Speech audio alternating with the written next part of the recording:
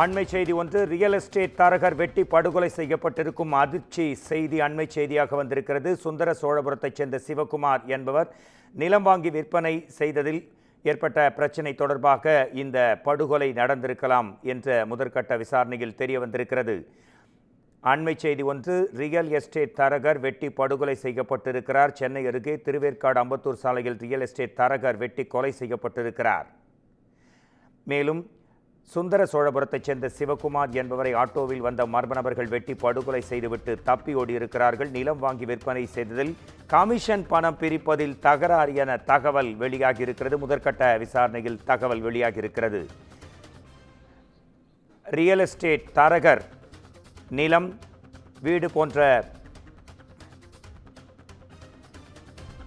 நிலம் மற்றும் வீடு போன்ற விஷயங்களை செய்து தரும் தரகர் கமிஷன் பிரச்சினை தொடர்பாக வெட்டி படுகொலை செய்யப்பட்டிருக்கிறார். சென்னை அடுத்த திருவேற்காட்டில் நிலம் வாங்கி விற்பனை செய்ததில் கமிஷன் பிரச்சினை தொடர்பாக தரகர் ஒருவர் வெட்டி படுகொலை செய்யப்பட்டிருக்கிறார்.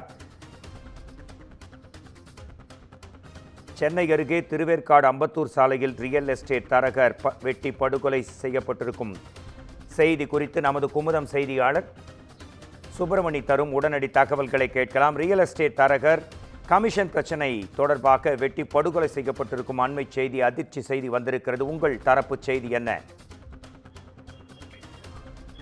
திருவேற்காடு சுந்தர சோழபுரத்தை சேர்ந்தவர் சிவகுமார். இவரை ஆட்டோவில் வந்த அடையாளம் தெரியாத கும்பர்கள் வெட்டி கொலை செய்திருக்கிறார்கள். இது தொடர்பாக போலீசார் விசாரணை மேற்கொண்டு வருகிறார்கள். ரியல் எஸ்டேட் புரோக்கரான சிவகுமாரை நிலம் வாங்கி விற்பனை செய்ததில் கமிஷன் பணம் பிரிப்பதில் தகராறு செய்த காரணத்தினால் இந்த கொலை சம்பவம் நிகழ்ந்ததாக கூறப்படுகிறது. தப்பி ஓடிய கும்பலை போலீசார் தேடிக்கொண்டிருக்கிறார்கள். அதே போல சம்பவம் நடந்த இடத்தில் இருக்கக்கூடிய சிசிடிவி காட்சிகளையும் ஆய்வு செய்யக்கூடிய பணி என்பது நடந்து வருகிறது. மேலும் கொலையாளிகள் தப்பிச் சென்ற ஆட்டோவுடைய எண்ணையும் ஆய்வு செய்யக்கூடிய பணி என்பது நடந்து வருவதாக காவல்துறை தரப்பில் தெரிவிக்கப்படுகிறது.